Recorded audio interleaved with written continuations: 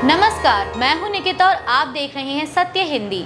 एक नजर डालते हैं अब तक की सुर्खियों पर। चुनाव आयोग ने सुप्रीम कोर्ट में कहा है कि वह बिहार की ड्राफ्ट मतदाता सूची से 65 लाख लोगों के नाम बाहर रखने या उनके बहिष्कार के कारण सार्वजनिक करने के लिए बाध्य नहीं है। यह जवाब गैर सरकारी संगठन एडीआर की उस याचिका पर दिया गया जिसमें विधानसभा और बूथवार हटाए गए मतदाताओं की सूची तथा उनके नाम हटाने के कारण जैसे मृत्यु, स्थानांतरण, डुप्लीकेट या लापता प्रकाशित करने की मांग की गई थी। चुनाव आयोग ने रजिस्ट्रेशन ऑफ इलेक्टर्स रूल्स 1960 के नियम 10 और 11 का हवाला देते हुए कहा कि वैधानिक प्रावधान में ऐसी कोई बाध्यता नहीं है। इलेक्शन कमीशन ऑफ इंडिया ने स्पष्ट किया कि ड्राफ्ट सूची से नाम हटाना अंतिम बहिष्कार नहीं है और पात्र मतदाता 1 अगस्त से 1 सितंबर 2025 तक फॉर्म 6 भरकर नाम जुड़वा सकते हैं। आयोग ने दावा किया कि प्रक्रिया में ट्रांसपेरेंसी के लिए बूथ लेवल ऑफिसर्स, राजनीतिक दलों, विज्ञापनों, एसएमएस और सोशल मीडिया के माध्यम से व्यापक जागरूकता चलाई गई है। इलेक्शन कमीशन ने एडीआर की याचिका को मालाफाइड बताते हुए उस पर भारी जुर्माने की मांग की। इस मामले की अगली सुनवाई सुप्रीम कोर्ट में 12 अगस्त को होगी। लोक जनशक्ति पार्टी रामविलास के अध्यक्ष चिराग पासवान ने कांग्रेस नेता राहुल गांधी द्वारा चुनाव आयोग पर लगाए गए आरोपों को साजिश करार दिया है। उन्होंने कहा कि राहुल गांधी ने 2 दिन पहले कर्नाटक को लेकर पूरा इवेंट और प्रेजेंटेशन किया, जबकि वहां उनकी खुद की सरकार है। चिराग पासवान के मुताबिक यह पूरी योजना चुनाव आयोग को बदनाम करने की सोच के तहत रची गई है। उन्होंने आरोप लगाया कि राहुल गांधी प्रेस कॉन्फ्रेंस तो कर देते हैं, लेकिन जब उनसे सबूत सत्यापित करने को कहा जाता है तो वे ऐसा नहीं करते। पासवान ने कहा कि अगर कर्नाटक में विशेष गहन पुनरीक्षण यानी एसआईआर किया जाएगा तो राहुल गांधी फिर आपत्ति जताएंगे। उनके अनुसार हकीकत यह है कि विपक्ष संवैधानिक संस्थाओं के अस्तित्व को ही समाप्त करना चाहता है। बिहार में चुनाव आयोग के स्पेशल इंटेंसिव रिवीजन यानी एसआईआर को लेकर आरजेडी नेता तेजस्वी यादव ने एक बार फिर गंभीर सवाल उठाए हैं। रविवार को प्रेस कॉन्फ्रेंस में उन्होंने आरोप लगाया कि राज्य में 3 लाख घरों के हाउस नंबर 000 या 000 दर्ज हैं, जो लोकतांत्रिक प्रक्रिया का मजाक है। तेजस्वी ने कहा कि चुनाव आयोग का काम लोकतंत्र को मजबूत करना और निष्पक्ष चुनाव कराना है, इसीलिए विपक्ष की शिकायतों और सुझावों को गंभीरता से लेते हुए प्रक्रिया को सरल बनाया जाना चाहिए। उन्होंने राहुल गांधी के आरोपों का जिक्र करते हुए कहा कि हेराफेरी के सबूत पहले भी पेश किए जा चुके हैं और अब बिहार में नए तरीके से गड़बड़ी हो रही है जो बर्दाश्त नहीं होगी। तेजस्वी ने मांग की कि अगर चुनाव आयोग गलत पाया जाए तो चुनाव आयुक्त एसआईआर वापस लें और पब्लिकली माफी मांगे। बिहार में चुनाव आयोग के विशेष गहन पुनरीक्षण यानी एसआईआर के दौरान तैयार मसौदा मतदाता सूची के विश्लेषण में खुलासा हुआ है कि 2,92,048 मतदाताओं के मकान नंबर 000 या 000 दर्ज है।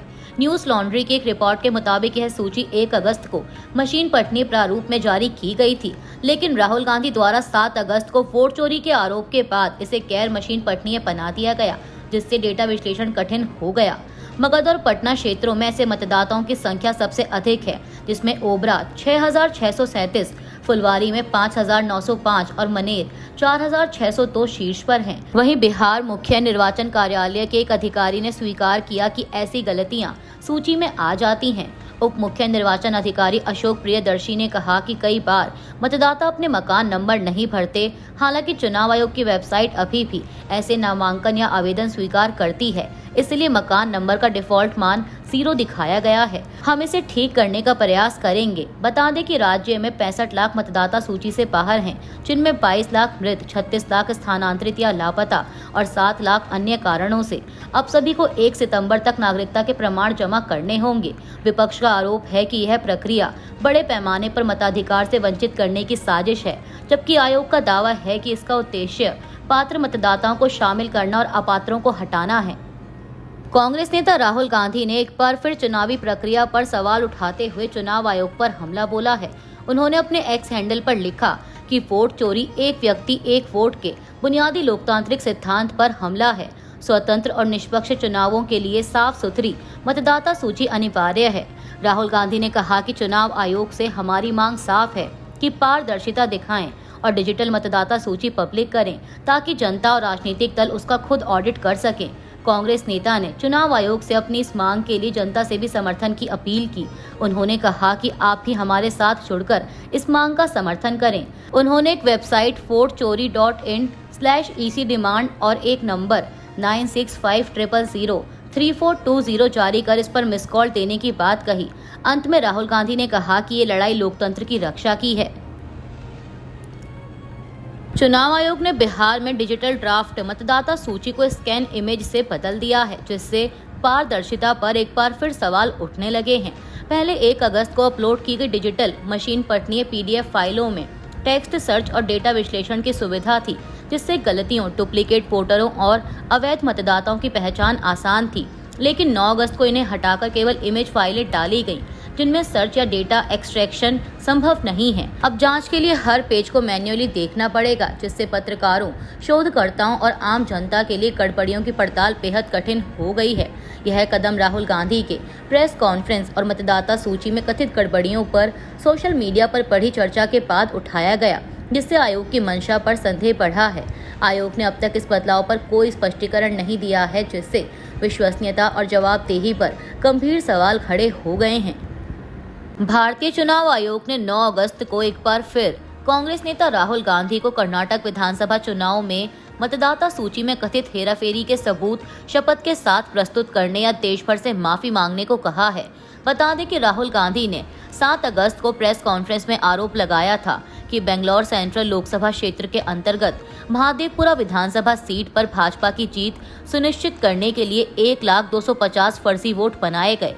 इसके बाद कर्नाटक के मुख्य निर्वाचन अधिकारी ने उन्हें मतदाता पंजीकरण नियम 1960 के नियम 20(3)B के तहत शपथ पूर्वक साक्ष्य देने का नोटिस भेजा। इस नियम के तहत पंजीकरण अधिकारी दावों या आपत्तियों पर जांच कर निर्णय ले सकता है और साक्ष्य शपथ पर मांगे जा सकते हैं। हालांकि चुनावी कानून विशेषज्ञों का कहना है कि यह नियम लागू नहीं होता, क्योंकि शिकायत मतदाता सूची प्रकाशित होने के 30 दिन के भीतर ही दी जानी चाहिए। बिहार के उप मुख्यमंत्री विजय कुमार सिन्हा ने नेता प्रतिपक्ष तेजस्वी यादव द्वारा लगाए गए 2 मतदाता पहचान पत्र रखने के आरोपों पर सफाई दी है। सिन्हा ने बताया कि जब वे पटना के कदमकुआं में रहते थे, तब पूरे परिवार का नाम बांकीपुर विधानसभा क्षेत्र में दर्ज था। अप्रैल 2024 में उन्होंने लखीसराय विधानसभा में नाम जुड़वाने और बांकीपुर से नाम हटाने के लिए फॉर्म भरा था, लेकिन किसी कारण से नाम नहीं हट सका। बाद में मतदाता सूची प्रकाशित होने पर जानकारी मिलने पर उन्होंने PLO को बुलाकर दोबारा नाम हटाने का फॉर्म भरा। उन्होंने कहा कि इन सभी प्रक्रियाओं के प्रमाण उनके पास हैं और वे हमेशा लखीसराय से ही मतदान करते हैं। बिहार विधानसभा में नेता प्रतिपक्ष तेजस्वी यादव ने उप मुख्यमंत्री विजय कुमार सिन्हा पर गंभीर आरोप लगाते हुए दावा किया है कि उनके पास तो अलग अलग विधानसभा क्षेत्रों में पंजीकृत मतदाता पहचान पत्र हैं। तेजस्वी के मुताबिक एक एपिक नंबर में उनकी उम्र 57 वर्ष और दूसरे में 60 वर्ष दर्ज है। उन्होंने बताया कि विजय सिन्हा का नाम लखीसराय और बांकीपुर दोनों विधानसभा क्षेत्रों की मतदाता सूची में मौजूद है, जो चुनाव आयोग की वेबसाइट और सभी पार्टियों को दी गई सूची में स्पष्ट रूप से दिखता है। तेजस्वी ने सवाल उठाया कि क्या यह चुनाव आयोग की स्पेशल इंटेंसिव रिवीजन यानी SIR प्रक्रिया में धांधली है या फिर उप मुख्यमंत्री खुद फर्जीवाड़ा कर रहे हैं। तेजस्वी ने मांग की कि चुनाव आयोग और पटना व लखीसराय जिला प्रशासन इस मामले में नोटिस जारी कर कार्रवाई करे। वहीं मामले पर भाजपा या विजय सिन्हा की ओर से अभी तक कोई प्रतिक्रिया नहीं आई है। अमेरिकी राष्ट्रपति डोनाल्ड ट्रंप द्वारा भारत से होने वाले आयात पर 50% टैरिफ और अतिरिक्त 25% पेनल्टी लगाए जाने के बीच रक्षा मंत्री राजनाथ सिंह ने रविवार को भारत को दुनिया की सबसे दबंग और गतिशील अर्थव्यवस्था करार दिया। उन्होंने परोक्ष रूप से ट्रंप पर निशाना साधते हुए कहा कि कुछ सबके बॉस बनने की मानसिकता रखने वाले देश भारत की तेज विकास दर से चलते हैं और इसकी अर्थव्यवस्था को बाधित करने की कोशिश कर रहे हैं। गौरतलब है कि अमेरिका ने यह कदम भारत द्वारा रूसी तेल खरीद जारी रखने के कारण उठाया था। साथ ही ट्रंप ने भारत की अर्थव्यवस्था को डेड कहकर आगे शुल्क बढ़ाने की धमकी दी थी।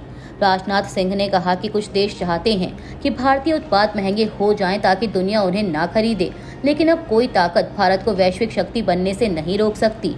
उन्होंने बताया कि भारत 24,000 करोड़ रुपए से अधिक के रक्षा उत्पाद का निर्यात कर रहा है और यह क्षेत्र लगातार मजबूत हो रहा है। अभी के लिए इतना ही। बाकी की देश दुनिया की बड़ी खबरों के लिए जुड़े रहिए सत्य हिंदी के साथ। Copyright disclaimer under Section 107 of the Copyright Act 1976. Allowance is made for fair use for purposes such as criticism, comment, news reporting, scholarship, and research. Fair use is a use permitted by copyright statute that might otherwise be infringing.